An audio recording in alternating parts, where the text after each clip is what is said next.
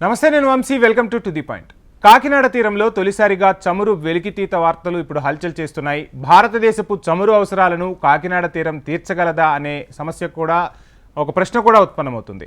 అసలు మొత్తంగా ఈ విషయం ఏంటి అనేది ఇప్పుడు ఈరోజు మనం టు ది పాయింట్లో తెలుసుకునే ప్రయత్నం చేద్దాం. కృష్ణా గోదావరి బేసిన్ కేజీ బేసిన్లో ముడి చమురును తొలిసారిగా వెలికి తీసింది oil and natural gas corporation ONGC. Andhra Pradesh తీరానికి సమీపంలోని బంగాళాఖాతంలో అత్యంత లోతైన కేజీ DWN 98/2 బ్లాక్ నుంచి ముడి చమురును బయటకు తీసినట్టు తెలుస్తుంది. ఈ బ్లాక్లోని ఎంఫీల్డ్ నుంచి ఫేజ్ 2లో ముడి చమురు తీసినట్లు ఓఎన్జీసీ స్వయంగా ప్రకటించింది. దేశంలోని పెట్రోలియం అవసరాలు తీర్చడంలో సరికొత్త ఆశాదీపంగా ఇప్పుడు ఈ క్షేత్రం మారిపోయిందంటున్నారు విశ్లేషకులు.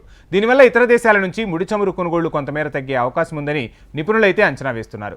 గత నెలలో కేంద్ర పెట్రోలియం అండ్ న్యాచురల్ గ్యాస్ శాఖ మంత్రి హర్దీప్ సింగ్ పూరి కూడా ఒక కీలక ప్రకటన చేశారు. కాకినాడ తీరానికి 30 కిలోమీటర్ల దూరంలోని కేజీ బేసిన్లో మొదటిసారిగా ఒక బ్లాక్ నుంచి ఓఎన్జీసీ తరపున ఆయిల్ వెలికి తీశామని, దీనికి సంబంధించిన పనులు 2016-17లోనే మొదలయ్యాయని చెప్పారు. కోవిడ్ కారణంగా కొంత ఆలస్యమైందని కూడా చెప్పారు.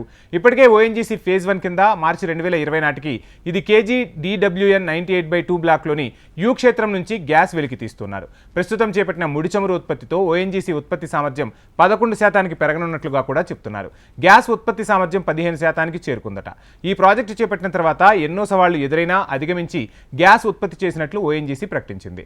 ఇక కేజీ బేసిన్ ఆయిల్తో దిగుమతులు తగ్గుతాయా అంటే, గతంలో కేంద్ర ప్రభుత్వం లోక్సభకు ఒక నివేదిక ఇచ్చింది. ఆ నివేదిక ప్రకారం చూస్తే కేజీ బేసిన్లో crude oil, natural gas 698 million metric టన్నులు అందుబాటులో ఉన్నట్టు చెప్పారు.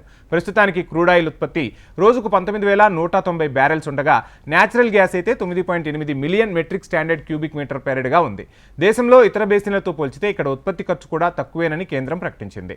ఇక్కడ క్రూడ్ ఆయిల్ ఉత్పత్తి బ్యారెల్కు 12 నుండి $42 ఉండగా, మిగిలిన క్షేత్రాల్లో అది బ్యారెల్కు 15 నుండి $62 ఉందట.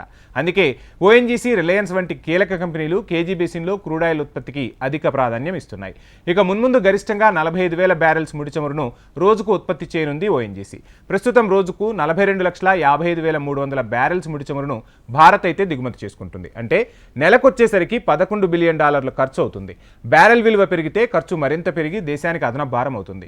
కేజీ బేసిన్లో మున్ముందు రోజుకు 45,000 బ్యారెల్స్ వెలికి తీస్తామని ఓఎన్జీసీ ప్రకటించింది. దీన్ని బట్టి చూస్తే నెలకు $1.16 మిలియన్ భారత్ ఆదా చేసుకునే వీలుంటుంది. దీంతో పాటు అండమాన్ తీరంలోనూ కూడా నిల్వలు గుర్తించారు. అండమాన్ తీరంలో నిల్వలు ఉన్నట్లు, 70 ఏళ్లకు సరిపడా అండమాన్ తీరంలో 120 బిలియన్ బ్యారెల్స్ ఆయిల్ నిల్వలు ఉన్నట్లు ఇటీవల కేంద్ర సర్కార్ ప్రకటించింది. అండమాన్ అండ్ నికోబార్ వద్ద 22,000 చదరపు కిలోమీటర్ల పరిధిలో సర్వే కూడా చేశారు. డ్రిల్లింగ్, రిగ్గింగ్ చేయనున్నట్లు కేంద్ర ప్రభుత్వం ప్రకటించింది. ONGC, Indian Oil Limited drilling చేయనున్నాయి. ఈ ఏడాది మే నెలలో డ్రిల్లింగ్ మొదలు పెట్టనున్నట్లు రెండు కంపెనీలు కూడా ప్రకటించాయి. ఇది కూడా అందుబాటులోకి వస్తే భారత్ తన ముడి చమురు అవసరాలను చాలా వరకు దేశీయంగా తీర్చుకునే వీలు కలుగుతుందని ఈ రంగంలోని నిపుణులైతే ఆశాభావంతో ఉన్నారు. సో ఏది ఏమైనా ముడి చమురుకు భారత్ అనేది ఎక్కువగా విదేశీ మారకాన్ని విదేశాలకు ఇస్తూ ఉంది. సో యుద్ధాలు సంభవించినప్పుడు కూడా ఆయిల్కి సంబంధించి భారత్ కొంత ఇబ్బందికర పరిస్థితులను ఎదుర్కొంటుంది.